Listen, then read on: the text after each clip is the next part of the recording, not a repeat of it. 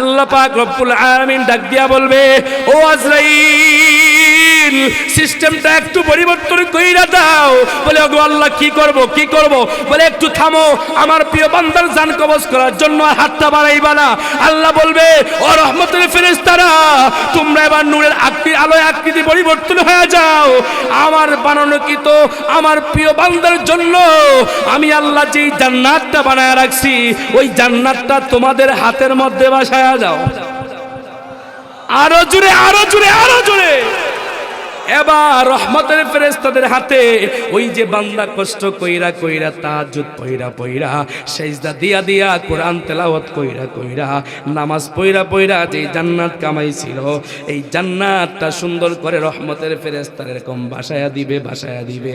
ওইদিকে হুলো গিরমান্ডা ডাক দিবে, আয় আয় আয় আয়, আর কষ্ট দরকার নাই, তোর মেহমানদার হিসাবে আমরা 70 জন রেডি আছি।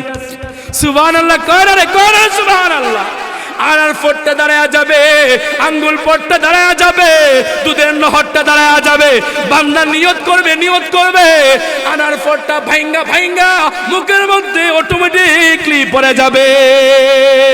জান্নাত চির সুখের ঘর, জান্নাত চির সুখের ঘর, যদি জানতে ওগো তুমি, মায়া ঘেরা রঙিন পৃথিবী নয় তো সুখের খনি, ঠিক কিনা?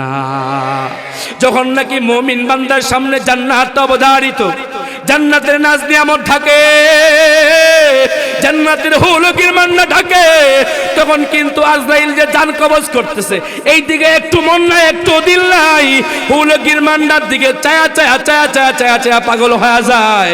আজরাইল যে কোন দিকে তার জান কবজ করে মোটেও টের পায় না। সুবহানাল্লাহ কয় না, সুবহানাল্লাহ কয় না। ওইদিকে মুমিন বান্দার যখন মৃত্যু হয়, মুস্কি হাসি দিয়া দিয়া দুনিয়া থেকে চলে যায়।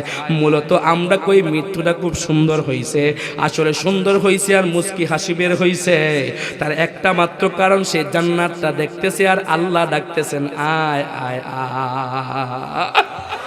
আর যখন নাকি মুমিন বান্দা না কুলাঙ্গার গুনাহগার, সাদা কলব বলা না কালা কলব বলা ব্যক্তি, জান যখন কবজ করার জন্য আজরাইল যায়, একাই যায়, একা যায়, আর জাহান্নামের ফেরেশতারা জাহান্নামটা চোখের সামনে বসা দেয়, তখন কিন্তু ওই ব্যক্তি তার জান কবজ করার সময় যখন জাহান্নাম দেখে, তার মুখটা খেইচা যায়, এভাবে আসে ওইভাবে আসে, কার গিপে যায়।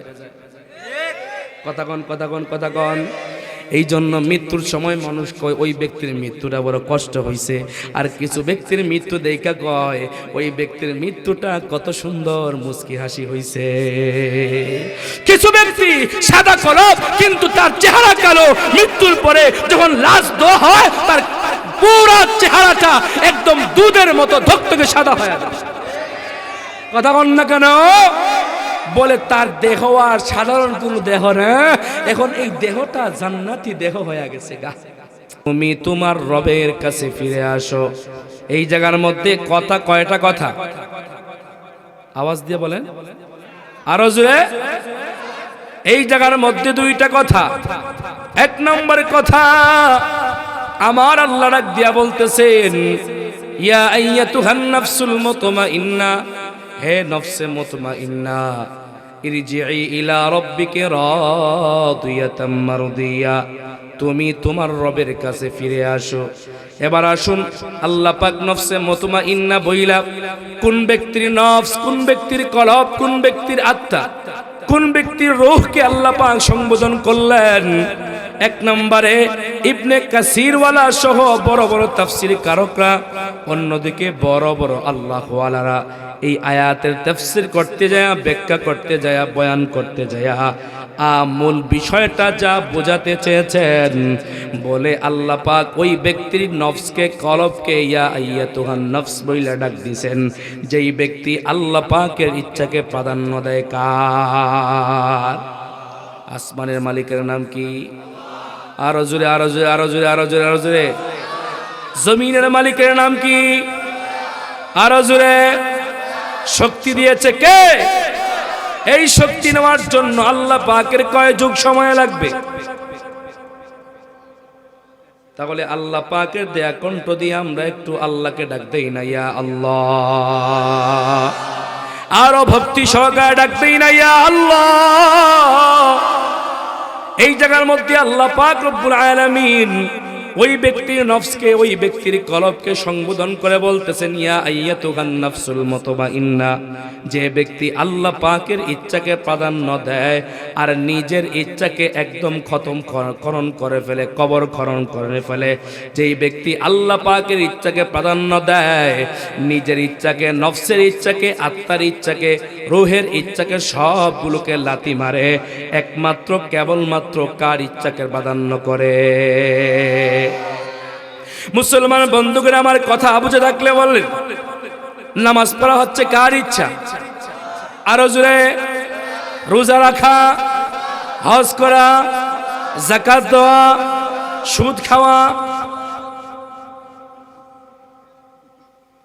কথা কন্যাকে আমরা মূল বিষয়ে বুঝলাম। নামাজ পড়া হচ্ছে আল্লাহর ইচ্ছা, রোজা রাখা আল্লাহর ইচ্ছা, কোরআন তেলাওয়াত করা আল্লাহর ইচ্ছা, জিকির করা আল্লাহর ইচ্ছা, তাবলীগে যাওয়া আল্লাহর ইচ্ছা, ওলামায়ে কেরামদের সংস্পর্শের মধ্যে বসা কার ইচ্ছা? আওয়াজ যে কন্যা কন্যা কন্যা। ও মুসলমান ইমানদার, আজকে 90% মানুষ, 90% মানুষ আজকে আল্লাহ পাকের ইচ্ছাকে প্রাধান্য দেয় না। আজকে মুমিন বান্দারা, মুসলমানরা সবাই আজকে পাগল পারা হয়ে গেছে নফসের ইচ্ছা নিয়া। বলে নফসের ইচ্ছা হচ্ছে, মুয়াজ্জিন সাহেব মাইকের মধ্যে আজান দিচ্ছে, আল্লাহু আকবার আল্লাহু আকবার, হাইয়া আলাস সালাহ হাইয়া আলাস সালাহ হাইয়া আলাল ফালাহ হাইয়া আলাল ফালাহ। আল্লাহ বড়, আসো নামাজের দিকে, আসো কল্যাণের দিকে। তখন তুমি চায়ের অনুষ্ঠানের মধ্যে বসা অথবা বাসার মধ্যে বসা, তখন নামাজে আসতে দেয় না কিন্তু ওই নফসে। ঠিক কিনা ঠিক কিনা জুড়ে বলেন না কেন? নামাজ পড়তে দেয় না নফসে, রোজা রাখতে দেয় না নফসে, হজ করতে দেয় না নফসে, মানুষের আইল কাটায় নফসে, মানুষের সম্পত্তি দখল করে এই নফসে। কথা কন না, কথা কন না। মানুষ আজকে নফসের গোলাম হয়ে গেছে। আজকে গুনাহ করায় মূলত নফসে, আর আমরা দোষ দেই শয়তানে। কার দোষ দেই? শয়তানের। বলেন তুমি কি আমরা যারা ক্যারাম বোর্ড খেলা পারি, আমরা শুধুমাত্র একটা ঠোকা দেই, কিন্তু পাউডার দেওয়ার কারণে সুন্দর করে একটা গর্তের ভিতরে পড়ে যায়। কথা কথা কন না, কন না, কন না, কন না। ঠিক তেমনি ভাবে শয়তান নফসের মধ্যে ঢুকা দেয়।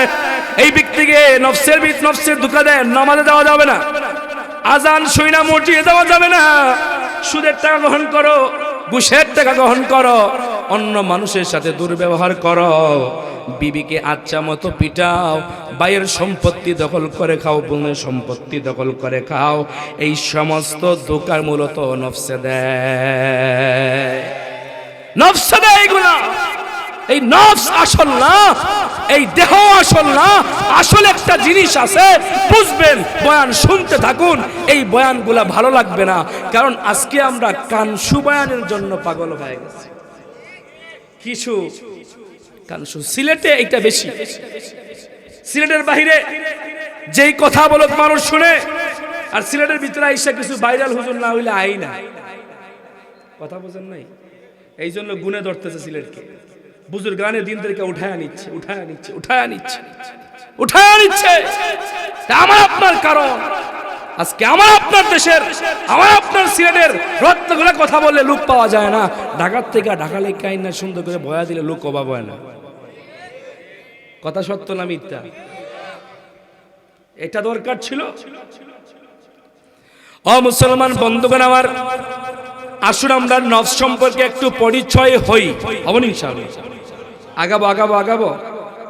বলে আল্লাহ পাক রব্বুল আলামিন ইয়া আইয়াতুহান নাফসুল মুতমাইন্না বইলা এই জায়গার মধ্যে আল্লাহ পাক রব্বুল আলামিন বলতেছেন, যে ব্যক্তি আমার ইচ্ছাকে প্রাধান্য দেয়, মানে আমি যেই কাজে খুশি হই ওই কাজটা যেই বান্দা করে, ওই ব্যক্তি নফসে মুতমাইন্না। আর যে ব্যক্তি আমি মাওলাকে খুশি না কইরা নফসের গোলামি করে, শয়তানের গোলামি করে, নেতার গোলামি করে, বন্ধু বান্ধবের গোলামি করে, ওই সমস্ত ব্যক্তির নফসটা আমি আল্লাহ পাকের পছন্দের নফস না। ওই ব্যক্তির নফস বিলকুল বিনা হিসাবে তাকে জাহান্নামের ভিতরে ঢুকায়া দিবে। এবার আসুন, নফস আত্মা কলব কোন জায়গার মধ্যে থাকে? এই যে বাম স্তরের এই জায়গার মধ্যে একটা গোস্তের টুকরা, এই গোস্তের টুকরাটার নামই হচ্ছে কলব। এই কলবের নির্দিষ্ট কোনো কালার নাই। আল্লাহ কলবের নির্দিষ্ট কোনো কালার দিয়া বানায় নাই, নির্কার দিয়া বানাইছে। আমি আপনাদের কাছে একটা প্রশ্ন করি, বলেন তো দেখি, গ্লাসের মধ্যে যে পানি থাকে এই পানির কোনো নির্দিষ্ট কালার আছে নাকি? কথা কন না কেন? পৃথিবীর মধ্যে এমন কোনো জ্ঞানী গুণী কোনো গবেষক বের করতে পারে নাই যে পানির কোনো নির্দিষ্ট কোনো কালার আছে। এই পানির মধ্যে যদি কেউ লাল কালার ঢুকায় লাল হয়ে যায়, এই পানির মধ্যে যদি কেউ কালো কালার ঢুকায় তাহলে কালো হয়ে যায়, কালো হয়ে যায়। কেউ যদি সাদা কালার ঢুকায় পানি কি হয়ে যায়?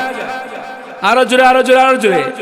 ঠিক তেমনি ভাবে আমার মাওলা আমাকে আপনাকে কলবটা বামস্তরের এই জায়গার মধ্যে ফিট করার পর আমার মাওলা কিন্তু কলবের কোনো কালার দেয় নাই, নীল কালার দিয়ে আল্লাহ পাক দুনিয়ার মধ্যে মানুষকে দামি বানানোর জন্য কলবকে নীল কালার বানায়া দিয়েছে। বান্দা যদি নেক করে তার কলবটা কালো হয়ে যায়, আর যদি সাদা হয়ে যায়, আর যদি বদ করে তার কলবটা অটোমেটিকলি কালো হয়ে যায়। আল্লাহ পাক রব্বুল আলামিন বললেন, ফারিকুম ফিল জান্নাহ ওয়া ফারিকুম ফিস সাঈর। ও বান্দা, আমি আল্লাহ তোমাকে জান্নাতের পথটা দেখায়া দিলাম, জাহান্নামের পথ দেখায়া দিলাম। আর তুমি ডান পথে চলবা জান্নাত, আর বাম পথে চলবা জাহান্নাম। ও বান্দা, তুমি যদি চলার পথে কোনোদিন কোনোভাবে তোমার কলবটা কালো হয়ে যায়, বান্দা তোমার কোনো টেনশন নাই, কোনো টেনশন নাই। চোখের পানি গালে পড়ার আগে আগে আমি আল্লাহ তোমার জীবনের সবগুলো গুনাহগুলোকে মাফ করে দিব। আর যদি তোমার কলবটাকে তুমি কালো বানায়া থাকো, তাহলে আমি আল্লাহ তোমাকে জান্নাতি বানাবো না, আমি আল্লাহ তোমাকে চিরস্থায়ী জাহান্নামী বানাবো। এবার বলেন, আপনারা জান্নাতে যাবেন না জাহান্নামে? কথা কর না আপনারা? কোথায় কোথায় কোথায় কোথায়? আপনি আর আমি কি জান্নাতের কাজ করতেছি নাই? কলবটা সাদা আছে নাকি? কথা কন না, কথা কন না কেন? ও মুসলমান ইমানদার, এই কলবের নির্দিষ্ট কালার আল্লাহ পাক দেন নাই। আল্লাহ বলতেছে, বান্দা যখন কলবটা কালো হয়ে যায়, তখন বান্দা যখন নেক আমল করে চোখের পানি ফালায়, এই কলব থেকে অটোমেটিকলি আল্লাহ পাক রব্বুল আলামিন বলতেছেন, আমি আল্লাহ তার আমল নামার থেকে এমনভাবে গুনাহগুলা পরিষ্কার করতে থাকি, মনে হয় যেন নতুন একদম ধূর টকবকে টকবকে সাদা মানুষের সামনে উপস্থিত হয়ে গেছে। ও মুসলমান ইমানদার আল্লাহর গোলাম, কথাগুলো দিল দিয়া বুঝবেন। এই যে কলব আল্লাহ পাক মানুষকে দিয়েছে, কেন দিয়েছে? এই কলব আসল না দেহ আসল? ও মুসলমান বন্ধু, একটু আলোচনার গভীরের মধ্যে চলে যাই। মুসলমান বন্ধুরা আমার, আজকে আমরা মুমিন বান্দারা দেহ নিয়ে পাগল হয়ে গেছে, আত্মা নিয়ে, রূহ নিয়ে, কলব নিয়ে কোনো পাগল না। আজকে আমি আর আপনি যদি এই মুহূর্তে মারা যাই, এক সপ্তাহ পরে, 2 সপ্তাহ পরে কবর যখন খনন করা হয়ে যায়, তখন দেখা যায় মানুষ মারা যাওয়ার পর 2 সপ্তাহ, 3 সপ্তাহ, 1 মাস পরে যখন কবরটা খনন করা হয়, আপনার আমার দেহের কোনো অস্তিত্ব থাকে কি? আরো জোরে, আরো জোরে। এই অস্তিত্ব কোনো দেহের থাকে না। এই দেহকে মাটি গলায়া পচায়া একদম দুর্গন্ধ বানায়া একদম নির্কালার বানায়া দেয়, একদম সম্পূর্ণ নিশ্চিহ্ন করে ফেলে। মুসলমান বন্ধুগণ আমার, তাহলে আল্লাহ পাক রব্বুল আলামিন যে ডাক দিয়া বললেন, বান্দা তুমি গুনাহ করবা তো আমি আল্লাহ তোমাকে জাহান্নামের আগুনে জ্বালাবো। দেহ যদি পচেই যায়, গলেই যায়, তাহলে আল্লাহ কোন জিনিসকে মার দেয়? বুঝতেছেন না? খালি হা করে বয়ান শুনতেছেন। ও মুসলমান বন্ধুগণ আমার, দেহের কোনো দাম নাই। দুনিয়ার মধ্যে দেহের দাম থাকতে পারে, আপনার কাছে দেহের দাম থাকতে পারে, কিন্তু মাওলার কাছে কোনো দেহের দাম নাই। আপনার কাছে সন্তানের দাম, আপনার কাছে বাড়ির দাম, আপনার কাছে গাড়ির দাম, আপনার কাছে চাকরির দাম, আপনার কাছে টাকার দাম, কিন্তু আমার মাওলার কাছে শুধুমাত্র কেবলমাত্র কলবের দাম। আল্লাহ পাক রব্বুল আলামিন অন্য আয়াতের মধ্যে বলতেছেন ইয়াউমা লা ইয়ানফাউ মালু ওয়ালা বানুন ইল্লা মান আতাল্লাহ বিকলবিন সালিম। হে আমার বান্দারা, কাল হাসরের ময়দানে আমি আল্লাহ পাকের কাছে বাড়িও কোনো কাজে আসবে না, গাড়িও কোনো কাজে আসবে না, সুন্দর নারীও কোনো কাজে আসবে না, ছেলে সন্তানের কোনো কাজে আসবে না। আমি আল্লাহ পাকের কাছে পিছনে কে খালি হাঁটাচলা করে? বসেন, তাড়াতাড়ি বসেন। বয়ানে মনোযোগী আনতে পারতেছি না, একজনের দিকে তাকা, একজনের দিকে তাকা, একজন হাঁটে এই করে সেই করে। মুসলমান বন্ধুগণ আমার, কোন কথা জানিছিলাম?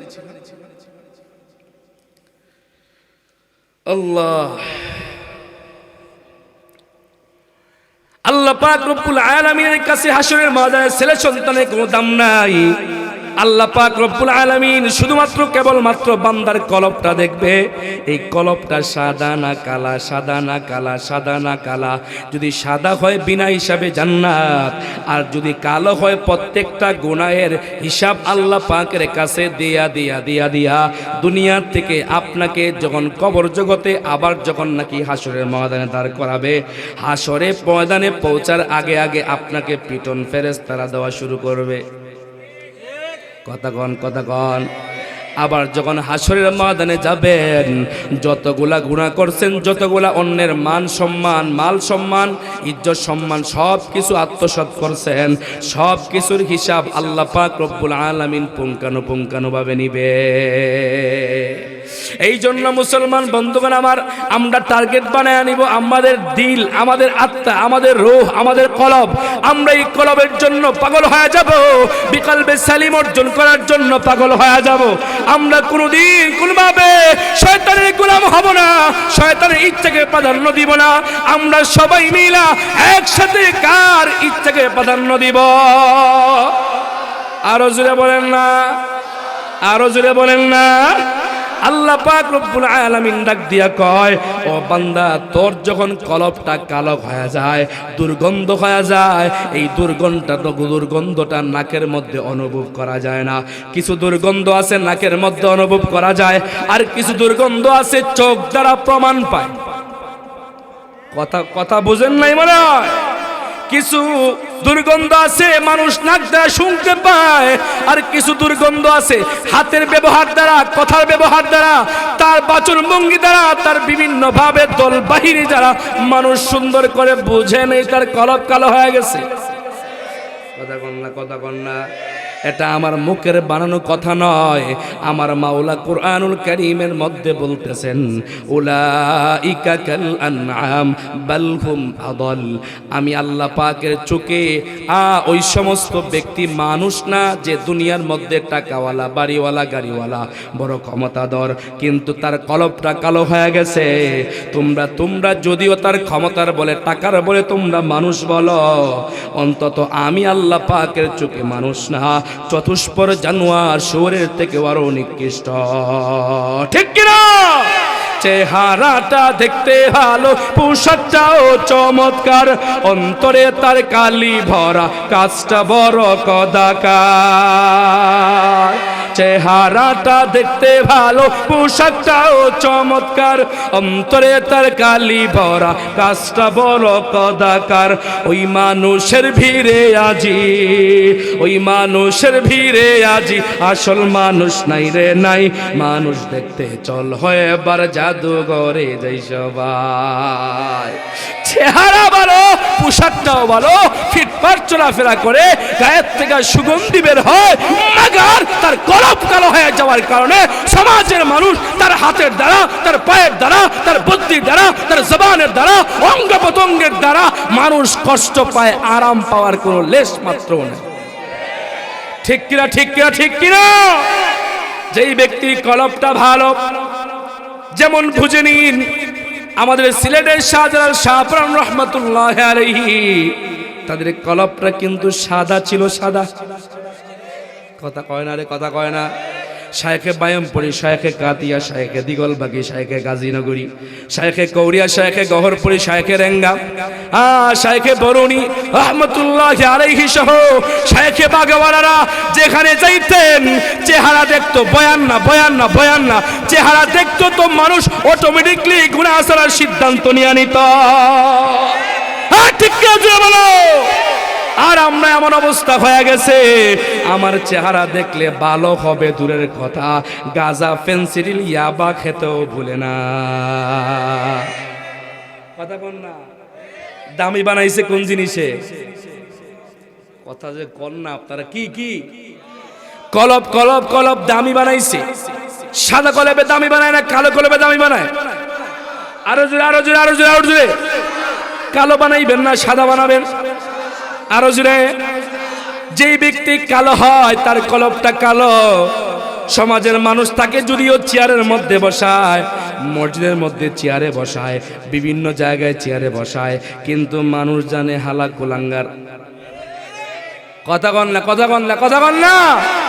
কেন কথা কয় না বলে তার কারণ হচ্ছে ওই ব্যক্তির বিরুদ্ধে কথা বললে তো জেলখানার মধ্যে ঢুকায়া দিবে, ঠিক কিনা? এই ব্যক্তির বিরুদ্ধে কথা বললে তার মুখটা খারাপ, হাতের ব্যবহার খারাপ, জবানের ব্যবহার খারাপ, পায়ের ব্যবহার খারাপ, তার সাথী সঙ্গীদের ব্যবহার খারাপ। এই জন্য মানুষ ভয়ে কথা কয় না, পিছন দিকে যায় 10টা 20টা গালি দেয়, ঠিক কিনা জুড়ে বলো। এবার দেখা যায় সমাজের মধ্যে যেই ব্যক্তির কলবটাও কালো না, ভালো সাদা দুর্গন্ধহীন কলব, ওই ব্যক্তি যদিও আলেম না, কিন্তু সমাজের মধ্যে সে যত বুড়া হয় তত তার দাম বেড়ে যায়, ঠিক কিনা? সে যদিও চেয়ারে পায় না, ভালো ক্ষমতা পায় না, কিন্তু ওই সমস্ত সাদা কলবওয়ালা ব্যক্তি, কলবে সালিম অর্জন করনেওয়ালা ব্যক্তি, তাদেরকে মানুষ সম্মান দিয়া বলে, চাচা আমরা সমাজের ভিতরে একটা ওয়াজ করাতে চাই, সমাজের ভিতরে মসজিদটা ভাঙ্গা বড় করতে চাই, একজন ভালো ইমাম রাখতে চাই, এরকম এরকম সমাজের কাজ করতে চাই। কেন যায়, কেন যায়, কেন যায়? তাকে কেন সম্মান দেয়? সমাজের মানুষকে তাকে কেন সালাম দেয়? যুবকটা তাকে কেন সালাম দেয় আর তাকে কেন গালি দেয়? তার পার্থক্য হচ্ছে কলব কালা না সাদা। আরো জোরে আরো জোরে। সাদা কলবওয়ালা ব্যক্তির দাম, ও ভাই যদি সাদা কলবওয়ালা ব্যক্তি একজন জনসাধারণ হয়, ও ভাই আল্লাহওয়ালা হয়ে যায়। এই আল্লাহওয়ালা আলেম হইতে কোনো আল্লাহওয়ালা লাগে না। যেমন তার জ্বলন্ত প্রমাণ বর্তমান জামানার যুগ শ্রেষ্ঠ মুফাসসিরদের মধ্যে অন্যতম আল্লামা নুরুল ইসলাম অলিপুরি।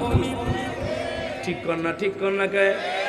আমাদের খালেদ সাইফুল্লাহ আইয়ুবী, আমাদের আব্দুল বাসেত খান সিরাজগঞ্জি, আমাদের মজলুম আলেম মামুনুল হক সাহেব সহ এরকম বড় বড় বড় বড় বড় বড় আল্লাহওয়ালারা যেই ব্যক্তির কাছে মুরিদ হয়েছেন, বায়াত হয়েছেন, ওই ব্যক্তি কিন্তু একজন কোনো আলেম না, আলেম না। ওই ব্যক্তি মূলত একজন কলেজের অধ্যক্ষ মিজানুর রহমান চৌধুরী। সুবহানাল্লাহ কয় না রে? মুসলমান বন্ধুগণ আমার, বুঝে থাকলে বলুন, উনি কিন্তু আলেম না, কিন্তু তার কলবটা হাদ্দুই হযরতের সোহবতে যাইয়া কলবটাকে এতটা সাদা বানাইছে, সাদা বানাইছে। এবার দেখা যায় যুগ শ্রেষ্ঠ আলেমরা তার কাছে বায়াত হইতেও কুণ্ঠাবোধ করে না, ঠিক কিনা? ঠিক কিনা? দাম বাড়াইছে কে? আরো জোরে। সাদা কলবে বানাইছে না কালো কলবে বানাইছে? আওয়াজ দিয়া বলেন। ও মুসলমান বন্ধুগণ আমার, সাদা কলবওয়ালা ব্যক্তির কেমন দাম? এটা তো শুধু দুনিয়ার দাম। অনেক আলোচনা ছিল, কিন্তু স্বাস্থ্যের কারণে, গলার কারণে, সময়ের কারণে আপনাদের সামনে উপস্থাপন করতে পারতেছি না। তবে দিল দিয়ে কথা শুনেন, আমাদের সিলেটের শায়েখে বাইয়ুমপুরী রহমতুল্লাহ আলাইহির নাম শুনছেন এমন কোন ব্যক্তি আছে নাকি? আর জোরে। এই শায়েখে বাইয়ুমপুরী রহমতুল্লাহ আলাইহি কবর থেকে মারা যাওয়ার পর থেকে না এ যাবৎ পর্যন্ত একাধিকবার অসাধারণ মেশকো আম্বরের মতো গ্রাম বের হয়েছে। হয়েছে কিনা জুড়ে কোন না কেন? হাটহাজারী মাদ্রাসার প্রতিষ্ঠাতা মুহতামিম আজ থেকে প্রায় 100 বছর আগে দুনিয়ার থেকে চলে গেছেন। আল্লাহর বান্দা মারা গেছেন আজকে কত বছর হয়ে গেল। যুগের পর যুগ চলে যায়, কিন্তু কয়েক যুগ পরে পরে এমন একটা ঘ্রাণ কবর থেকে বের হয়, এই ঘ্রাণটা পৃথিবীর মানুষ অন্য কোথাও আর খুঁজে পায় না। দামি না কম দামি? দামি না কম দামি? ও মুসলমান ইমানদার, আরো কত দামি চিন্তা করে দেখেন। আর রংপুরের কুড়িগ্রামের মধ্যে একজন গুগু মুন্সি ছিল। আল্লাহর বান্দা হাজী সাহেব 5 ওয়াক্ত নামাজ পড়তো, জিকির করতো। আজ সমাজের ভালো ভালো কাজগুলো সুন্দর করে গুছায় গাছায় করত, মানুষ তাকে গুগু মুন্সি হিসাবে ডাকতো। আল্লাহর বান্দা আজ থেকে প্রায় 50 বছর আগে দুনিয়ার থেকে চলে যায়। চলে যাওয়ার সময়, চলে যাওয়ার পর তাকে কবর খনন করা হয় একটা নদীর পাশে একটা কবরস্থান। ওই কবরস্থানের সাথে যখন তাকে দাফনের কাজ শেষ করা হয়, যখন নাকি নদী ভাঙ্গন হইতে হইতে আল্লাহর বান্দার কবর পর্যন্ত চলে আসে, তখন আস্ত একটা তাজা লাশ মানুষের সামনে ভেসে যায়। সুবহানাল্লাহ কয় না রে? ও মুসলমান বন্ধু, কথাগুলা দিল দিয়া বুঝলে, দিলওয়ালা হইলে দিলটা পরিবর্তনের জন্য দিল কাঁদবে। আর যদি দিলওয়ালা না হয়, এই বয়ানগুলো কিন্তু দিলের মধ্যে গাঁদবে না। এই যে গুগু মুন্সি, তার লাশটা কিন্তু একাধিকবার নদী ভাঙ্গন হইতে হইতে হইতে হইতে যতবার নদী ভাঙছে, মনে হয় গতকালকেই মনে হয় ওই গুগু মুন্সির লাশ কাফন দাফনের কাজ শেষ করা হয়েছে। সুবহানাল্লাহ কইছেন না? দাম বাড়াইছে কে? আরো জোরে। কিসের বিনিময়? সাদা কলবের বিনিময় না কালো কলবের বিনিময়? সাদা কলবের বিনিময় না কালো কলবের বিনিময়? আমরা সাদা বানাবো না কালো বানাবো? আরো জোরে। ওই সমস্ত সাদা ব্যক্তির জন্য আল্লাহ পাক দুনিয়া বানাইছে, আখিরাত বানাইছে, জান্নাত বানাইছে। ওই সমস্ত বান্দারা সাদা কলবটা অর্জন করার জন্য ফজরের নামাজে ঠান্ডা পানি দিয়ে ওযু কইরা, গায়ের মধ্যে ঠান্ডা অনুভব কইরা যখন নাকি মসজিদের ভিতরে ঢুকে যায়, যখন নাকি রমজান মাসে উপবাস থেকে কষ্ট করে করে রমজান মাসে রোজা রাখে, তখন আল্লাহ পাক খুশি হইয়া রহমতের ফেরেশতাদের সাথে ওয়াদাবদ্ধ হয়, আমার বান্দা দেখো না কত কষ্ট কইরা আজকে তারা ওয়াজ মাহফিলের ভিতরে বসে গেছে, দেখো না কত কষ্ট কইরা আমার বান্দা তাহাজ্জুদের যায় নামাজের মধ্যে দাঁড়ায় গেছে, দেখো না আমার বান্দা কত কষ্ট কইরা আরামের ঘুম হারাম কইরা আজকে মসজিদের ভিতরে ঢুকে গেছে। ও রহমতের ফেরেশতারা, আমি আল্লাহ তোমাদের সাথে একটা ওয়াদাবদ্ধ হইলাম, এই যে বান্দা মসজিদের ভিতরে আইসা চোখের পানিটা গালের মধ্যে ঘোরায় ফলাইতেছে, ইমাম সাহেবের হাতের সাথে হাত রাইখা আজকে তারা সুন্দর করে চোখের পানি ফালাইতেছে, আমি আল্লাহ ওই চোখের পানির বিনিময়ে পূর্বের জীবনের সব গুনাহগুলোকে মাফ করে দিলাম। যারা সুবহানাল্লাহ কয় না, তাদের চুলকানির রোগ আছে নাকি? জোরে কর না। আপনাকে অসুবিধা হয়? আপনাকে অসুবিধা মানে আমার ডাবল সুবিধা, আমি আগে যাবো, আগে রেস্ট নিন, অসুবিধা হয় নাকি মোনাজাত দিয়ে দেবো? হ্যাঁ, কলব সাদা বানাইবেন না কালো বানাইবেন? আরো জোরে। মুসলমান বন্ধুগণ আমার, আমি আর উদাহরণ উপমা দৃষ্টান্তের ভিতরে ঢুকতে চাচ্ছি না, তবে আমার তিলাওয়াত কিন্তু আয়াতের প্রথম আলোচনা আমার আল্লাহ ডাক দিয়া বলতেছেন, ইয়া আইয়াতুহান নাফসুল মুতমাইন্না, হে নফসে মুতমাইন্না, ইরজিই ইলা রাব্বিকি রাদিয়াতাম মারদিয়া, তুমি তোমার রবের কাছে ফিরে আসো। আমরা এতক্ষণের আলোচনার দ্বারা যা বুঝতে পারলাম, আমরা সাদা কলব অর্জন করব না কালো কলব অর্জন করব? আর জোরে। কলব কোথায় থাকে, নফস কোথায় থাকে? এই জায়গার মধ্যে আল্লাহ পাক নফসে মুতমাইন্না বইলা কোন ব্যক্তির নফসকে সম্বোধন করছেন? বলে যেই ব্যক্তি আল্লাহ পাকের ইচ্ছাকে প্রাধান্য দেয় আর নিজের ইচ্ছাকে খতম করে ফেলে, ওই সমস্ত ব্যক্তিকেই আল্লাহ পাক নফসে মুতমাইন্না বইলা ডাক দিছে।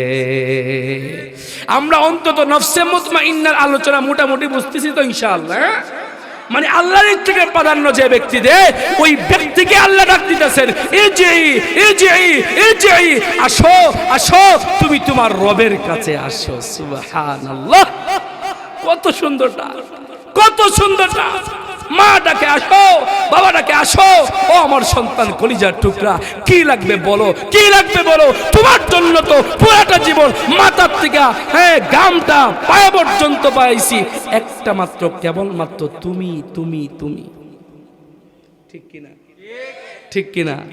ও মুসলমান বন্ধুগণ আমার আল্লাহ ডাক দিয়া বলতেছেন, ইরজিই ইলা রাব্বিকি রাদিয়াতাম মারদিয়া, ও আমার বান্দারা, ও নফসে মুতমাইন্না অর্জন করনে ওয়ালা বান্দা, ও কলবে আসো আমি রবের কাছে আসো। আমি রবের কাছে যে আসো আল্লাহ বললেন, ওইটা কখন আসো বইলা ডাক দিবেন, এটা তো জানা দরকার আছে কিনা নাই?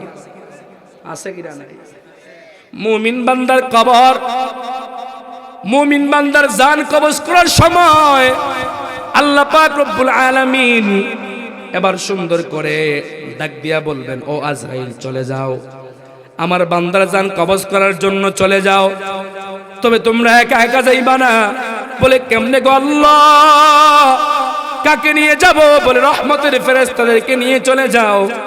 এবার আল্লাহ পাক রব্বুল আলামিনের প্রিয় বান্দার জান কবজ করার জন্য যখন আল্লাহ বললেন রহমতের ফেরেশতাদেরকে নিয়ে যাও, এবার ইজি আজরাইল আলাইহিস সালাতু ওয়াস সালাম আল্লাহ পাককে ডাক দিয়া বলবে, ও মালিক, বিষয়টা বুঝলাম না, বিষয়টা বুঝলাম না।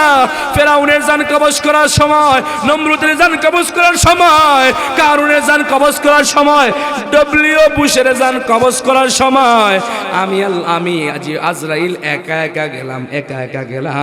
তাকে জান কবজ করার সময় অন্যান্য ফেরেশতা, অন্যান্য রহমতের ফেরেশতাদের প্রয়োজন হইল না। এবার গহরপুরি রহমতুল্লাহ আলাইহি জান কবজ করার সময় শায়েখে কাতিয়া, শায়েখে বাগা, শায়েখে দিগলবাগি, শায়েখে কৌড়িয়া, শায়েখে রেঙ্গা, শায়েখে হাটহাজারি, এই সমস্ত বড় বড় মুর্শিদের জান কবজ করার সময় কেন তো আপনি আমাকে রহমতের ফেরেশতাদেরকে সাথে নেয়ার জন্য বলেন, এই কথাটা আপনি আপনার কাছ থেকে স্পষ্ট করতে চাই। তখন আল্লাহ পাক রব্বুল আলামিন ডাক দিয়া বলবে, ও রহমতের ফেরেশতারা, তোমরা বোঝো না কেন, বোঝো না কেন, বোঝো না? বলে আমি আল্লাহ পাকের বান্দা, সে কিন্তু আমি আল্লাহকে পাওয়ার জন্য কতটা কষ্ট করলো, তার জন্য জান্নাত অবধারিত। কিন্তু তুমি আজরাইলকে কোনোদিন তো আমার বান্দা দেখে নাই। তুমি যখন একা একা যাইবা জানটা কবজ করার জন্য, তোমার আপাদ মস্তক দেখার পরে আমার বান্দা বেঈমান হইয়াও দুনিয়ার থেকে চলে যেতে আজরাইলের ভাবভঙ্গি কিরকম মনে করেন? হ্যাঁ, সাধারণ মানুষ যদি কালা ভূত হয়ে দাঁড়ায় ভয় পায় কিনা? আরো জোরে। রাগ করতেছেন আপনারা? আপনার কোনো এনার্জি পাইতেছি না, আমাদের রাগ করতেছে।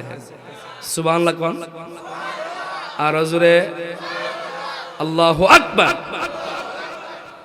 ও মুসলমান বন্ধুগণ আমার, এই জন্য আল্লাহ বলতেছেন, আমার বান্দার জান কবজ করার সময় তোমাকে একা একা পাওয়ার পরে আমার বান্দা তোমার চেহারা দেখার পরে তোমার জান কবজ করার সময় যে মৃত্যুর যন্ত্রণা, এই মৃত্যুর যন্ত্রণা দেখে আমার বান্দা ভয়ে হয়তো বা ইমান হারা হইয়া মারা যেতে পারে।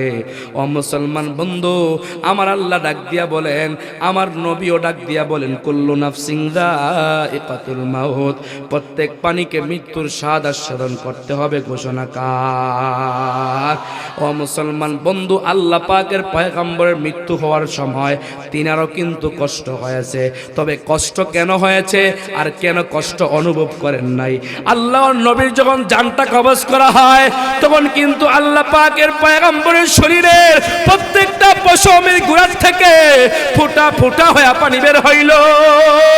ও মুসলমান, তাহলে বোঝা গেল আল্লাহর নবীর জান কবজ করার সময় যেহেতু ঘাম ফোঁটা ফোঁটা হয়ে পানি বের হয়, তাহলে বোঝা গেল মৃত্যুর স্বাদ কিন্তু সবাইকেই গ্রহণ করতে হবে। আরো জোরে। আজরাইলের খপ্পরে সবাই পড়তে হবে কিনা? কথা কয় না কেন? আজরাইলের জান কবজ করার সময় যে একটা কষ্ট হবে কিনা, আওয়াজ দিয়া বলেন। এবার আল্লাহ পাক রব্বুল আলামিন রহমতের ফেরেশতাদেরকে ডাক দিয়া বলবেন, ও রহমতের ফেরেশতারা, তোমাদেরকে দুনিয়ার মধ্যে কোনোদিন আমার বান্দা দেখে নাই। তোমরা কিন্তু আমি আল্লাহ পাকের প্রিয় বান্দার সামনে তোমরা ফেরেশতাদের রূপ নিয়ে যদি সামনে অগ্রসর হও, আমার বান্দা কষ্ট পেয়ে যেতে পারে। তোমরা কি করবা? বলে তোমরা বহু দূর থেকে একটা চন্দ্রের আলো, নূরের আলোয় জ্বলিত হইয়া সামনে অগ্রসর হইতে থাকবা, অগ্রসর হইতে থাকবা, অগ্রসর হইতে থাকবা। এবার রহমতের ফেরেশতারা সুন্দর করে যখন একটা নূরের আলোয় জ্বলিত হইয়া সামনে অগ্রসর হয়, তখন আল্লাহর বান্দা ওই চাঁদের আলোর দিকে তাকায়া থাকে, চাঁদের আলোর দিকে তাকায়া থাকে। এবার মনে মনে চিন্তা করে, সিলেটের মধ্যে, ঢাকার মধ্যে, গুলশানের মধ্যে, বনানীর মধ্যে, ওই চট্টগ্রাম শহরের মধ্যে, মক্কার মধ্যে, মদিনার মধ্যে কত রং বেরঙের আলো দেখলাম। আজকের মতো এত সুন্দর আলো পৃথিবীর মধ্যে আর কোনদিন দেখি না। সুবহানাল্লাহ, কয় না রে, কয় না রে। এবার আল্লাহর বান্দা শত গভীরে চাঁদের ওই চন্দ্রের আলো নূরের আলোর দিকে তাকাবে, তত বেশি আলোর দিকে এবার মানুষের চেহারা ভক্তি বেড়ে যাবে। ওই দিকে আল্লাহ ডাক দিয়া বলবে, ও আমার আজরাইল, আমার বান্দা কিন্তু রহমতের ফেরেশতা নূরের আলোর দিকে সুন্দর করে দৃষ্টিপাত করতেছে। এই মুহূর্তে তুমি যদি সুন্দর করে জান কবজ করতে পারো, ওই জান কবজ করার সময় আমার বান্দা কিন্তু কিছুই টের পাবে না। সুবহানাল্লাহ কয় না, আমার বান্দা কিন্তু মোটেও টের পাবে না। এরপরেও যখন নাকি আজরাইল সুন্দর করে থাবা দিবে, সুন্দর করে এরকম থাবা দেওয়ার সময় কিন্তু আবার মানুষ ভয়ে কাঁপতে থাকবে, কাঁপতে থাকবে, আত্মা বের হতে চাবে না, আত্মা বের হতে চাবে না। ঠিক ওই মুহূর্তে আল্লাহ পাকের কাছে আজরাইল অভিযোগ দিয়া বলবে, ওগো আল্লাহ, আপনার বান্দার দেহ থেকে আত্মাটা বের হতে চাচ্ছে না। তার কারণ হচ্ছে দীর্ঘদিন দেহের সাথে আত্মার সম্পর্ক থাকার কারণে, রূহের সম্পর্ক থাকার কারণে, এই দেহের সাথে রূহের সম্পর্ক, আত্মার সম্পর্ক থাকার কারণে এবার দেখা যায় আত্মাটা সুন্দর করে বের হতে চায় না, বের হতে চায় না, বের হতে চায় না। আল্লাহ পাক রব্বুল আলামিন ডাক দিয়া বলবে, ও আজরাইল, সিস্টেমটা একটু পরিবর্তন কইরা দাও। বলে, ওগো আল্লাহ, কি করব, কি করব? বলে, একটু থামো, আমার প্রিয় বান্দার জান কবজ করার জন্য হাতটা বাড়াইবা না। আল্লাহ বলবে, ও রহমতের ফেরেশতারা, তোমরা এবার নূরের আলোয় আকৃতি পরিবর্তন হয়ে যাও। আমার বানানোকৃত আমার প্রিয় বান্দার জন্য আমি আল্লাহ যেই জান্নাতটা বানায় রাখছি, ওই জান্নাতটা তোমাদের হাতের মধ্যে বসায়া যাও। আরো জোরে, আরো জোরে, আরো জোরে। এবার রহমতের ফেরেশতাদের হাতে ওই যে বান্দা কষ্ট কইরা কইরা তাহাজ্জুদ পইরা পইরা সিজদা দিয়া দিয়া কোরআন তেলাওয়াত কইরা কইরা নামাজ পইরা পইরা যে জান্নাত কামাইছিল, এই জান্নাতটা সুন্দর করে রহমতের ফেরেশতারা এরকম বাসায়া দিবে, বাসায়া দিবে। ওইদিকে হলো গিরমান্ডা ডাক দিবে, আয় আয় আয় আয়, আর কষ্ট দরকার নাই, তোর মেহমানদার হিসাবে আমরা 70 জন রেডি আছি। সুবহানাল্লাহ, কয় রে, কয় রে, সুবহানাল্লাহ।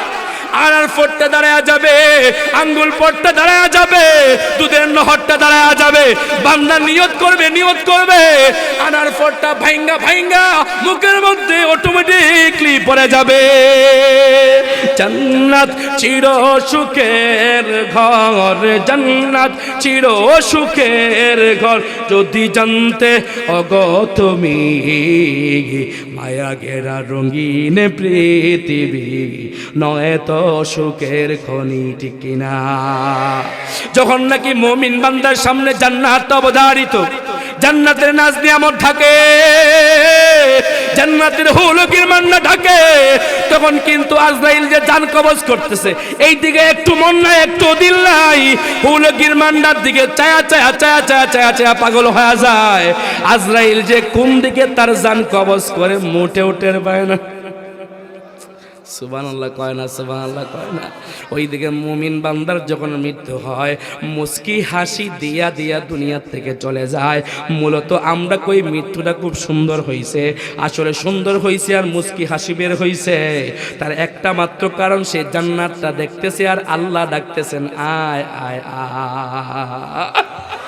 আর যখন নাকি মুমিন বান্দা না, কুলাঙ্গার গুনাহগার, সাদা কলব ওয়ালা না, কালা কলব ওয়ালা ব্যক্তি, জান যখন কবজ করার জন্য আজরাইল যায়, একাই যায়, একা যায়, আর জাহান্নামের ফেরেশতারা জাহান্নামটা চোখের সামনে বসা দেয়, তখন কিন্তু ওই ব্যক্তি তার জান কবজ করার সময় যখন জাহান্নাম দেখে, তার মুখটা খেইচা যায়, এভাবে আসে, ওইভাবে আসে, কার গিপে যায়।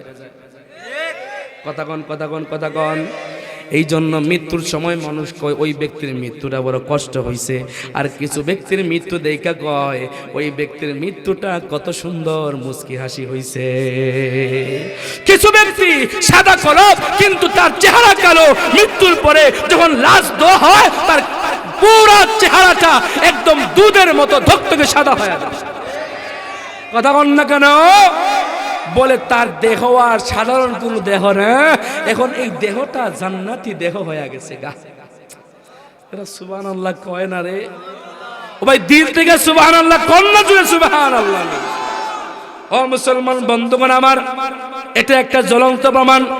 আমরা এখানে যারা 40-50 বছর পার হয়ে গেছে, আমাদের মুসলমানি দেওয়ার জন্য কিন্তু আজাম ঘরের ভিতরে ঢুকলেই, বাড়ির ভিতরে ঢুকলেই পর্যায়ে যারা মুসলমানি করবে, খতনা করবে, এরা দৌড় দিয়া চাচির ঘরে, চাচার ঘরে, আপনার ভাবির ঘরে অথবা দাদার ঘরে পলায়া যাইতো কিনা? বলে কেন কাটতে নাই বলে, ঠিক কিনা? আরো জুড়ে। এবার যখন বড় ভাই বুঝে কয় আয় রে ভাই আয় আয় আয় আয় আয়, চিন্তা করিস না, চিন্তা করিস না, আমরাই তো আসি, কে কাটবে কে কাটবে? দাদা কয় আয় আমি দাদা আসি, নানি কয় আয় আমি নানি আসি। এরকম বুঝায়া সুঝায়া যখন নাকি আজামের সামনে সুন্দর করে ধৈর্য এরকম বসায় রাখে, এবার আজম কয় ছেলের বাবা কই আর ছেলের দাদা দাদি কই? বলে ছেলের পছন্দনীয় খাবারটা মুখের মধ্যে ঢুকায়া দাও। ও দাদা ও দাদি, আপনার নাতি আপনার কাছে যে গল্পটা সুন্দর করে শোনার জন্য বারবার আবদার করত, ওই গল্পটা সুন্দর করে আপনি বলতে থাকেন, বলতে থাকেন। দাদি গল্প বলে, দাদা গল্প বলে, নানি গল্প বলে, নানা গল্প বলে, বাবা মুখের মধ্যে সুন্দর করে পছন্দের খাবার ঢুকায় দেয়। খাবারের মজায় পইরা, গল্পের মজায় পইরা আজাম যে ঠেস করে কাটতে দেয় বলতেই পারে না। একটু আস্তে গন্টি মিলেনি, বয়ান মিলেনি, মিলেনি। তো জান্নাতি ব্যক্তি যখন জান কবজ করার জন্য আল্লাহ পাক পাঠাবে আজরাইলকে, তখন তো একা পাঠাবে না। একদিকে জান্নাতের ফেরেশতারা ডাকতে ডাকবে, অন্যদিকে আল্লাহ ডাকতে ডাকবে, ওইদিকে হুল গিরমান্ডা ডাকবে, ওইদিকে দুধের নহর ডাকবে, ওইদিকে জান্নাতের নাজ নিয়ামত ডাকবে। আর দেখবে গলতে গলতে গলতে গলতে তালাই শেষ হয় না, তালাই শেষ হয় না। স্বর্ণের ইট, স্বর্ণের ইট, স্বর্ণের ইট। এটা দেখে কি মাথা ঠিক আছে? কথা কয় নাকি? ঠিক আছে মাথা? আপনাকেও ঠিক থাকবে। সিলেটে 10 তলা বাড়ি হইলে তা আল্লাহরে এমনি ভুলে যাই আমরা। কথা কন নাকি? আজ বিদেশের 2, 4, 5টা ছেলের মধ্যে একটা জায়গা, 5টা ভাই বইয়া খায়, বাবাও নামাজ কালাম সব বাদ দিয়ে ঘুমায় ঘুমায় খায়। খায় কিনা খায় না? তো ইটা করে জান্নাত পামু আমরা। কথা কন না দি, এইটা করে জান্নাত পামু। কি বানাতে হবে? সাদা কলম না কালো কলম? আরো জোরে, দেহের দাম বেশি না কলমের দাম বেশি? এক কথা বলেন, কথা বলেন, দেহের দাম না কলমের দাম? দেহের দাম না কলমের দাম? দেহের দাম না কলমের দাম? দেহে আসল না কলম আসল? কি করবেন আজকের পর থেকে সিদ্ধান্ত গ্রহণ করুন। হ্যাঁ যুবক ভাই, সিদ্ধান্ত গ্রহণ করো। আজকের পর থেকে কি করবা তোমার বিষয়। তুমি আজকে বাহাদুরের মতো চলাফেরা করতেছো, তোমার মতো কত যুবক আজকে রোড অ্যাক্সিডেন্ট করে দুনিয়া থেকে চলে যাচ্ছে, চলে যাচ্ছে। এই সমস্ত মুরব্বীদের হায়াত চলে গেছে। চাইলেও এশার ওযু দিয়া ফজর পড়তে পারে না, মাগরিবের ওযু দিয়া এশার পেশা পড়তে পারে না, টুস টুস করে চলে যায় ওযু করতে, হাতে ধরে, কোমরে ধরে, দাঁতে ধরে। ও যুবক ভাই, এরা চিন্তা করতেছে, এখন মনে ভয় আসছে, আর মনে মনে চিন্তা করতেছে যদি যৌবন কালে বুঝতাম তাহলে আল্লাহ পাকের সিজদার থেকে 5 ওয়াক্ত নামাজ থেকে একটু দর করতাম না। কি করব? মন চায় নামাজ পড়তে, মন চায় তাহাজ্জুদ পড়তে, কিন্তু যুবকরা তোমরা আজকে পড়ো না। আল্লাহ ওয়ালারা নামাজি ব্যক্তিরা পড়তে মন চায়, তারা চাইলেও পারে না, পারলেও বড় কষ্ট করে পড়ে, শরীরে ধরে ফেলে। আর আজকে আমরা যৌবন কাল আছে, এই যৌবন কালকা আজকে আমরা খেতার নিচে খেতা মুড়ি দিয়া মোবাইল নিয়া মার মার দর দর দর দর। কথা কন না, কথা কন না কেন? এই যে ঠিক, আস্তে গো আস্তে গো আস্তে গো। ও ভাই, এটা চিরন্তন সত্য। হেলো হেলো করে গোলের ভিতরে একটা ঢুকাইছে, 6 মাসের মাথায় এটা গেছে গা। কি কি সত্য না মিথ্যা? আমি আজ পর্যন্ত ভাই নাই শতকরা প্রেমের বিয়া 99টাই ভেঙে গেছে। এটা তো বিয়ে শাদী তো একটা রহমতের ব্যাপার, বরকতের ব্যাপার। এই রহমত বরকতের জিনিস, পবিত্র জিনিস যদি কেউ অপবিত্র দিয়া সাজায়, খুব সুখী হইব। কথা বল নাকি? মেয়ে বিয়া বয় না, অমুক ছেলে ছাড়া আমার হইতো না, কর নাকি? নাই, ছেলে বুড়া হয়ে যায়, ওই মেয়ে ছাড়া হইতো না, বাপ মার কাছে অনুরোধ করে, নাই কিনা নাই? সর্বশেষ বাপ মা যখন বুঝাইয়া সুজাইয়া পারে না, দিয়া দেয়। কপাল তো তারটা সেই খায়। এবার দেখা যায় 6 মাস পরে, 1 মাস পরে বিবিও নাই, হেও নাই। ঠিক একটু আসতে কোন জোরে কোন ঠিক কিনা? তো যুবক ভাই, এটা করা যাইব? এটা করা যাবে? সাফ করে দাও, সাফ করে দাও, সাফ করে দাও। পবিত্র জীবন গ্রহণ করো। তোমার বিবি তোমাকে তুমি বলবে না, আপনি বইলা বইলেও ক্ষান্ত হবে না। মিয়া, আমাদের বিবি আমাদেরকে তুমি বলার সাহস কোনদিন দেই নাই, পাবেও না। তুমির পরে আসে তুই, তুইয়ের পরে আসে হাত। কথা বুঝতেছেন বন্ধুরা আমার? যারা বিয়ে করছেন তো বিপদে পড়ে গেছেন তুমি বলার সুযোগ দিয়া। বিয়ে যারা করেন নাই, কোনদিন বউকে তুমি বলার সুযোগ দিবেন না, কোনদিন দিবেন না। ও ভাই বলেন তো দেখি, আমি যদি হুজুরকে আপনি বলি, উনার ব্যাপারে তুই বলা, হাত উঠানো অনেক কষ্টের ব্যাপার, অনেক ভয়ের ব্যাপার। কিন্তু যদি বলি এই তুই কেমন আছো, এরপরে উল্টা পাল্টা করে দিমো একটা রে কই হাত উঠাই, কথা কন না কে? তো রাসূলের আখলাক হচ্ছে যে বিবি সব সময় বলবে আপনি। কি স্বামী সম্মানের জিনিস, বড় জিনিস, উপরের জিনিস, তাকে আপনি বলবে। বলেন না, এখন বিবিকে বলে আপনি তুমি, আর বিবি স্বামীকে বলে তুই। এই অবস্থা হয়ে গেছে, এই অবস্থা হয়ে গেছে। এই জন্য সমাজে শান্তি নাই। বাপ ছেলেকে মানে না, ছেলে বাপকে মানে না। আজকে অশান্তির আগুনে আজকে মানুষ হাবুডুবু খাচ্ছে। আজকে বাপ তার ছেলে সন্তানের সামনে মাকে গালিগালাজ করে, মা ছেলে সন্তানের সামনে বাপকে গালিগালাজ করে। তো এই ছেলে তোমাকে মারবে না, তুই কচু খাওয়াইব, কচু খাওয়াইব। মিয়া বুঝেন না, সুঝেন না? খালি বড় হইছে না, সন্তান লালন পালন করতেছে। আজকে সন্তানের দোষ মানুষের কাছে গায়া গায়া বেড়ায় বাপ মা। তোমার সন্তানের ইজ্জত সম্মান তুমি রাখলে না, তো তোমার সন্তানের ইজ্জত সম্মান কি আউট মানুষ রাখবে? আজকে হুজুরদের কাছে যাইয়া, টিচারের কাছে যাইয়া, সন্তানদের কাছে নিয়ে কয় এই একটা গর্দব, পড়ে না, পড়া পায় না, দোয়া করে দেন, এর কারণে আমার জীবন শেষ। এই ছেলের এমনিই মেধা দুর্বল। আরো দেখা যায় ছেলে সন্তানদেরকে উস্তাদের সামনে, এলাকার মানুষের সামনে বলতে বলতে হে আরো একদম ভাঙ্গে পড়ে গেছে। করে কিনা করে না, করে কিনা করে না? এইটা করা যাবে, এইটা করা যাবে। আপনার সন্তান আপনার কাছে আমানত, আপনার সন্তানের ইজ্জত সম্মান সব আমানত।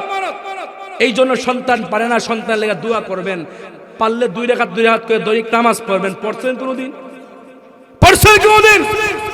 আর 2 দিন পরে পরে জানকা হুজুরের কাছে তাবি জানতে, 2 দিন পরে পরে কুরআন কালিমে খতম করান, এমনি সবকিছু খতমে কাজ হয় নাকি? কি কর কাজ হয়? আল্লাহ ওদেরকে হেদায়েত দান, সঠিক বুঝ দান করুন। আরো জোরে কর না আমি, আরো জোরে কর না আমি। ও মুসলমান বন্ধুগণ আমার, আমি যে আয়াত তেলাওয়াত করেছিলাম, আল্লাহ বলতেছিলেন ইয়া আইয়াতুহান নাফসুল মুতমাইন্না, হে নফসে মুতমাইন্না। এই নফসে মুতমাইন্নাটা কে? বলে ওই ব্যক্তির নফস, ওই ব্যক্তির কলব, ওই ব্যক্তির আত্মা, যেই ব্যক্তির আত্মা, যেই ব্যক্তির কলব, যেই ব্যক্তির নফস কার ইচ্ছাকে প্রাধান্য দেয়? ভাই একটু কন্যা কন্যা কন্যা কন্যা এই আল্লাহ পাকের ইচ্ছাকে প্রাধান্য দিবে, নিজের ইচ্ছা, কলবের ইচ্ছা, নফসের ইচ্ছাকে একদম কবর খনন করে ফেলবে। ওটার কোনো ইচ্ছা নাই, ওই কলবের কোনো ইচ্ছা নাই, নফসের কোনো ইচ্ছা নাই, শয়তানের কোনো ইচ্ছা নাই। ইচ্ছা একজন, তার নাম কে? আরো জুড়ে, আরো জুড়ে। এই জন্য মুমিন বান্দা প্রত্যেকটা কাজে পা বাড়াবে আর চিন্তা করবে আমার মাওলা কি আমার কাজে, ওই কাজে রাজি, নারাজ নাকি খুশি? খুশি হইলে ওয়েলকাম, আমি এটাকে ধরবো। যদি আল্লাহ নারাজ হন তাকে আমি লাথি মারবো। পারবো তো ইনশাআল্লাহ? আচ্ছা, এই একটা বয়ান, এই একটা বয়ান যদি কেউ বাড়িতে নিয়ে বাকি জীবন কাটায়, বলেন তো দেখি ওই ব্যক্তির জীবনে গুনাহ হইব? সুদের টাকা আসলে কি করবে? হ্যাঁ, লাথি দিব। আমার মাওলানা নারাজ। ঘুষের টাকা আসলে লাথি দিব।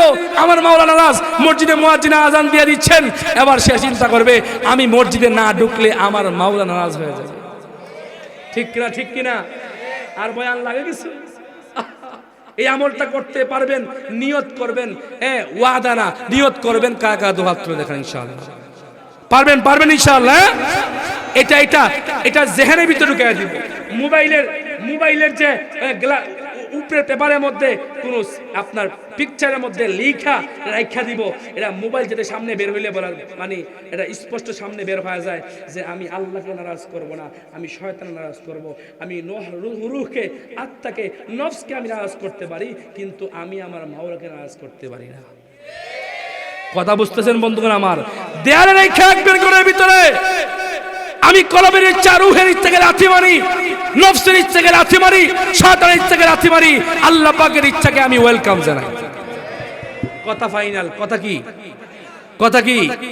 আর ওই নফসি মুতমাইন্না অর্জনকারী ব্যক্তি যখন জান আল্লাহ কবজ করার জন্য আজরাইলকে পাঠাবে, ঠিক ওই মুহূর্তে আল্লাহ পাক আজরাইলকে একা পাঠাবে না, আল্লাহ পাক রব্বুল আলামিন রহমতের ফেরেশতাদেরকে পাঠাইয়া জান্নাত বাসায়া হুল ও গিরমানদের ডাকায়া আল্লাহ বলবে ইরজিই ইলা রাব্বিকি রাদিয়াতাম মারদিয়া। তুমি না আমি মাওলাকে খুশি করছিলা, আমি মাওলা তোমাকে রাখ দিতেছি। আরে কিসের ভয়, আরে কিসের টেনশন? তুমি আসবা তো আমি আল্লাহ পাকের সাথে মুলাকাত হবে।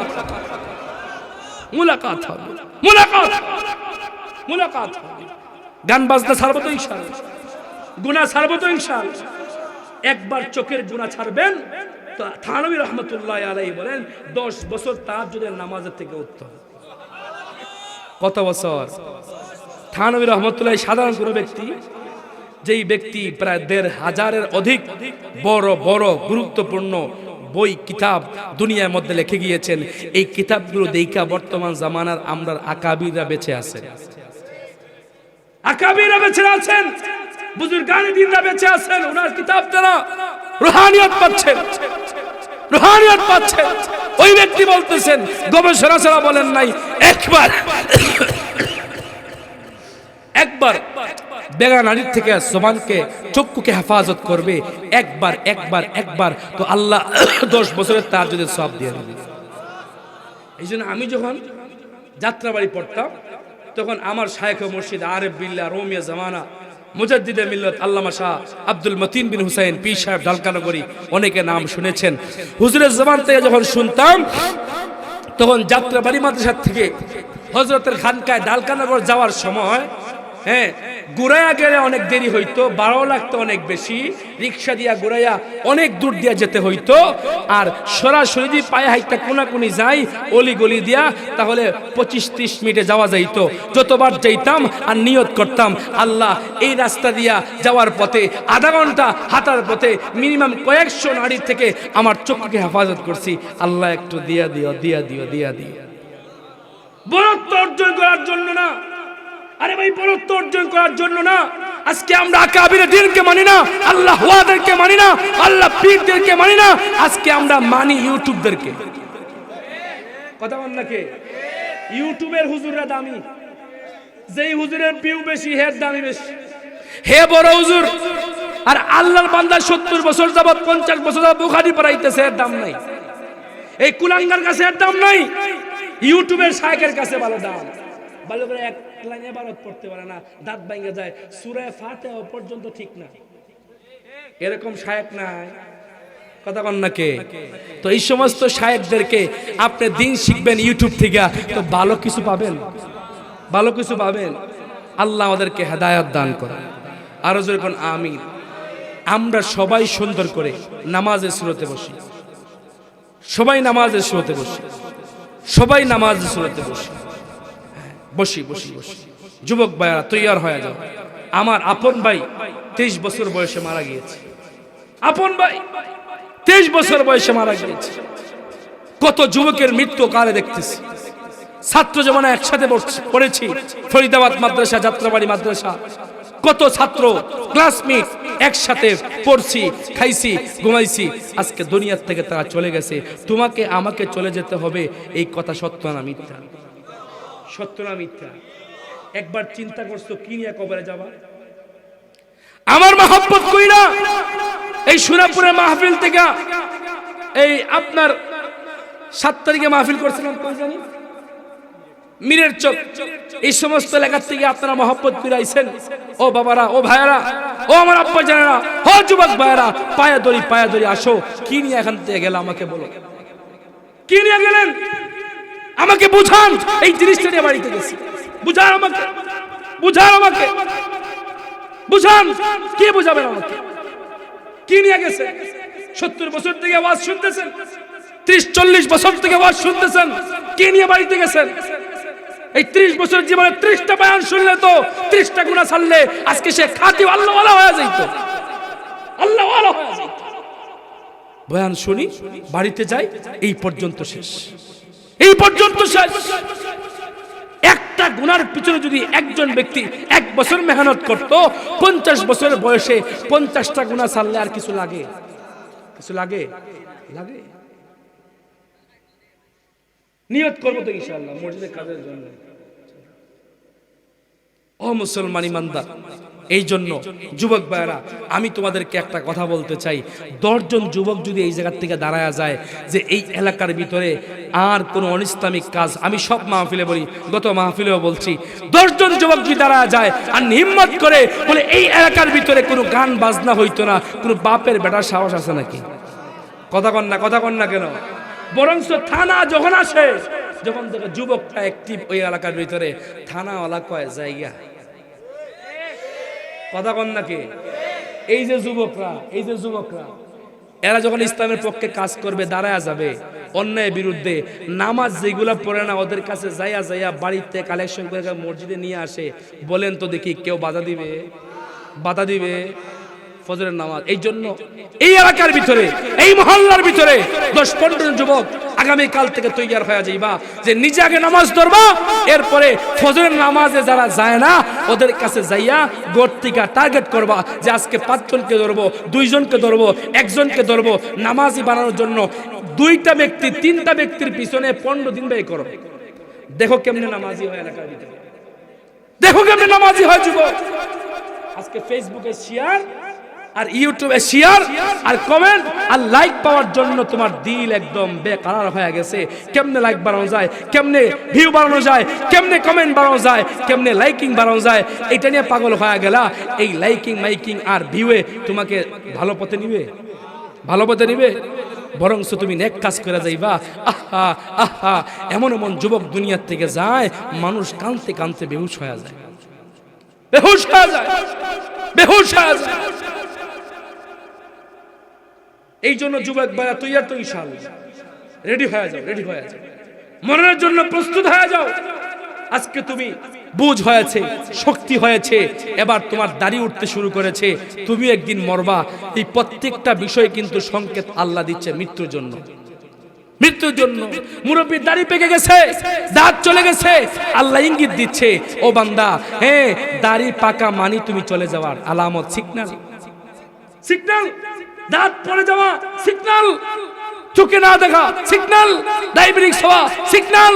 বুঝবা তোমার জন্য, না বুঝবা তোমার জন্য, বুঝলে জান্নাত, না বুঝলে জাহান্নাম, জাহান্নাম। আল্লাহ আমাদেরকে সঠিক বুঝদান করেন। আরো যখন আমি ও মুসলমান বন্ধু, ও যুবক ভাইরা, ইসলামের জন্য, দ্বীনের জন্য যদি আপনাকে আমাকে জীবন দিতে হয়, পারবো তো ইনশাআল্লাহ? পারবো তো ইনশাআল্লাহ? ইনশাআল্লাহ এই জায়গার মধ্যে বলতেছেন। আর কাদিয়ানি বাচ্চারা আজকে আহমদ শফি সাহেব থাকা অবস্থায়, বাবুনগরী থাকা অবস্থায়, শায়েখে আমিনী থাকা অবস্থায়, এই কুলাঙ্গারের বাচ্চারা রংপুরের মধ্যে বৈশা কাদিয়ানি ইস্তেমা করতে পারে নাই। আজকে বাংলাদেশের ভিতরে বর্তমান এই চলিত সপ্তাহের ভিতরে আজকে কাদিয়ানি বাচ্চারা রংপুরের মধ্যে ইস্তেমা করতেছে। তার কারণটা কি? বাঘদেরকে জেলখানার ভিতরে ভরে রাখছে।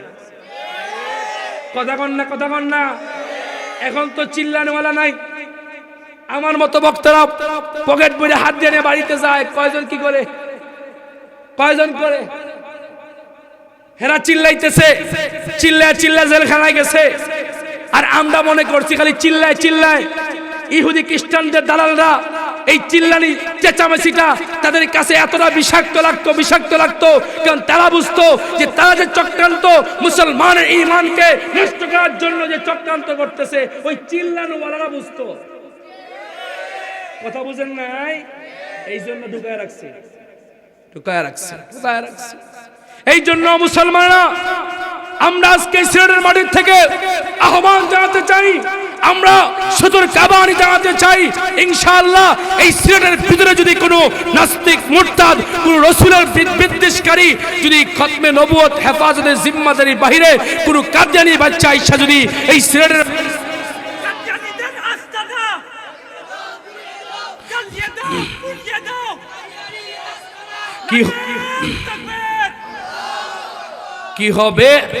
কি হবে শেষ নবীজির উম্মত বলে দাবি করে যদি ওই নবীর চেয়ার কাদিয়ানীরা দখল করে ঠিক কি আছে বলো কি হবে শেষ নবীজির উম্মত বলে দাবি করে যদি ওই নবীর চেয়ার কাদিয়ানীরা দখল করে নবীজির জন্য যদি রক্তের বহে নদী তবুও হটব না এই দাবি থেকে ঠিক কিনা আল্লাহ আমাদের রাসূলের খতমে নবুয়তের হেফাজতের জিম্মাদারির জন্য যদি শহীদ হতে চায় আমরা হতে রাজি ইনশাআল্লাহ নারে তাকবীর নারে তাকবীর লড়াইয়ের ওই ময়দানেতে যেতে তোমাকেই হবে প্রয়োজনে সব রক্তটুকু জমিনেই ঢেলে দেবে তবুও তোমায় লড়তেই হবে মানিবে না পরাজয় বিপ্লব মানে জীবন দেয়া বসে থাকা নয় সে কোনদিন আসবে না রে করহ যদি ভয় আসবে বিজয় রক্ত আর জীবনের বিনিময় আসবে বিজয় রক্ত আর জীবনের বিনিময় বিপ্লব মানে জীবন দেয়া বসে থাকা নয় সে কোনদিন আসবে না রে করহ যদি ভয় আর পারছি না গলার যে কি অবস্থা বুঝছেন নি আপনার হ্যাঁ বহুত কইছি আলোচনা সব বুইলা আমি আল্লাহরে খুশি করব নফসে নারাজ করব ইনশাআল্লাহ অযুবক ভাইরা আসল ইনশাআল্লাহ পায়া ধর্ম আও পায়া ধরি তোমার মতো তো আমিও যুবক আমি আমার জীবনটাকে কাজে লাগাইছিলে তোমার মতো যুবকে বয়া বয়ান শুনতেছে তুমি হয়ে যাও আমি হয়ে যাও তোমার বয়ান শুনবে আবু তো আহাদনান ব্যক্তিগত সে যেই হোক কিন্তু আজকে সেও তো তোমার মতো একজন কলেজ পড়ুয়া কথা কন নাকি দিনে কথা বলতেছে কিনা লক্ষ মানুষ হচ্ছে কিনা তৈয়ার হয়ে যাও তুমি কেন সার্চ করবা বড় বড় মুর্শিদেরকে তুমি কেন সার্চ করবা সুপারস্টারদেরকে তুমি কেন সার্চ করবা তোমাকে সার্চ করে বের করবে এমন হয়ে যাও যুবক এমন হয়ে যাও এমন আল্লাহ এই এলাকার যুবকদেরকে তুমি দ্বীনের জন্য কবুল করো প্রত্যেকটা যুবককে দাড়িওয়ালা বানায় দেওয়া জোরে কোন আমিন আয় আল্লাহ আমার মা বোনদেরকে আবেদা সালেহা পর্দাশীলা বানায় দাও আমিন বলে ও মুসলমান আমি যেহেতু মুসাফির মানুষ আসছি আপনাদের এখানে যাব বহুদূর আগামীকালকে আবার ফরিদপুর জুম্মা পড়িয়ে যেতে হবে এই জন্য সবকিছু মিলিয়ে মুসাফিরের হাতে মসজিদের জন্য আমি কিছু বলবো না আপনার যা ইচ্ছা আমি গুনাহগার হইতে পারলেও আমার বাপ আপনাদের সিলেটের সমস্ত মুরব্বীদের অন্যতমের মধ্যে একজন শায়েখ নুরুল ইসলাম পীর সাহেব বারোই গ্রাম আমার মামা আল্লামা তাফাজ্জুল হক হবিগঞ্জি রহমতুল্লাহ আলাইহি আমার নানার ইতিহাস তো আপনারা জানেন না শুধু সিলেট জানেন সিলেট রঙিন হয়েছে কেমনে এই বাংলাদেশের ইতিহাসে ইসলাম প্রতিষ্ঠার ভূমিকা কি ছিল আমার নানার বাবার ইতিহাস অনেক ইতিহাসের পাতার মধ্যে এখনো মুসির রহমান সাদির নাম লেখা আছে এখনো যখন আমি যাত্রাবাড়ি শায়েখের কাছে যাই তখন আমার মুখ থেকে শুনতে চায় বলো দেখি তোমার নানার নাম কি মুজাহিদে মিল্লত না বললে আমাকে ধমকি মারে এই জন্য বুজুর্গের গড়ের সন্তান বংশের সন্তান এই জন্য আমি আপনাদের কাছে বলতেছি নতুন মসজিদ সময় কম আমি এখান থেকে 15 মিনিটের ভিতরে গুছায় গাছায় বের হয়ে যেতে হবে আমার সময় হাতে কম কেউ উঠবেন না দোয়া হবে কেউ উঠবেন না মাশাআল্লাহ কই সেটা সে কই আপনার নাতি খারাপ দিছে না তবে একটা কথা বলি আপনার নাতি কোনো মাসআলা হচ্ছে কোনো প্রাপ্ত বয়স্ক ব্যক্তি বালেগ হওয়ার আগ পর্যন্ত তার হাত দিয়ে তার নামে কোনো কিছু না দেওয়া আমি বলতেছি আপনার কথাই বলতেছি না দেওয়া তার কারণ তার কোনো আমলনামায় গুনাহ আছে? কথা বল না কেন? আরো জোরে। আমি যে কি ধমকি খাইছিলাম হাকিম আক্তার সাহেব রহমতুল্লাহ আলাইহি ছোট খালে দেখছিলাম, এমন ধমকি মারছিলেন পুরান ঢাকার ভিতরে, একটা বাচ্চা সুন্দর করে এরকম টাকা উঠায় দিছে মসজিদের জন্য। এটা ভিন্ন কথা। তবে মাঝে মধ্যে বাপ মারা শিক্ষার জন্য হাতে তুলে দেয়। কিসের জন্য? শিক্ষার জন্য, যাতে বড় হইলে আমার সন্তান আমার নাতি মাদ্রাসা মসজিদ দিতে পারে। বুঝেন নাই? তবে এটা মাঝে মধ্যে কি হঠাৎ হঠাৎ, তবে সে প্রাপ্ত বয়স্ক হয়ে যাওয়ার কারণে হওয়ার পরে পূর্ণাঙ্গ জ্ঞান আকল হয়ে যাওয়ার পরে তাকে দেওয়ানোর চেষ্টা করলে বেশি ভালো হয়।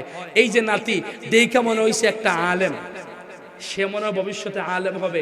আমার নজরে যা পড়লো, আল্লাহ যেন ওনার নাতিকে বড় আলেম হিসাবে কবুল করে, বড় হাফিজে কোরআন হিসাবে কবুল করে। সবাই বলেন আমিন। কে আছেন আরেকজন? কত দিবেন দেখি? মাশাআল্লাহ। নাম